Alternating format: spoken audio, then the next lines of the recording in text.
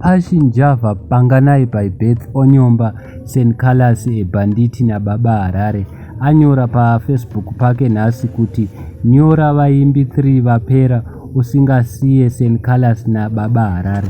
Muchidimbu zvikureva kuti ari kutoti Baba Harare na Seh Calaz vapera. Vapera zviri serious guys, saka handizi kuti munoti kudi, asi varipo vanhu vanga vachitaura pa comment section vadedzera kuti Tana naye apera, vamwe vakadedzera kuti namudiwa hudhi apera, vamwe vakadedzera kuti na Lady Squand apera. Ndo vanhu vanga vachitaurwa mu line up guys pa comment section. Vamwe vadedzera kuti chinhu changosara chete record label rako iwe Panganai rinonzi Passion Java ndo rapera zviya zviri serious. Hapasina vanhu maartist awinawo atinoziva, vanhu vaonawo uri kuvatora kune vamwe vanhu vatinoziva vakudhara.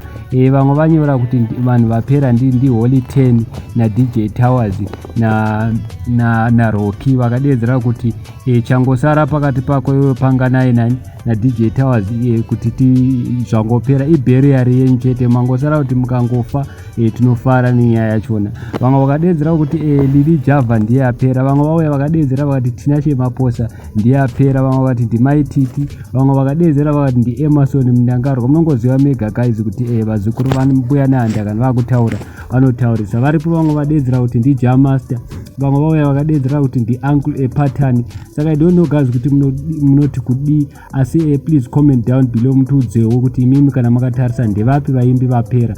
Asi iye Panganai adedzera kuti Seh Calaz ndiye apera, nyaya yake haichashande. Saka varipo vanhu vanga vachidedzera kuti iwe uchatukwa na Seh Calaz haaperi, iwe Panganai ndiwe wapera, wakushaya zvekutaura, saka ndiwe wapera zvazvo zviri serious. Chimbosiyana na banditi redu manje richavareka kupindira. So please don't forget to subscribe to our channel. Thank you so much for your support.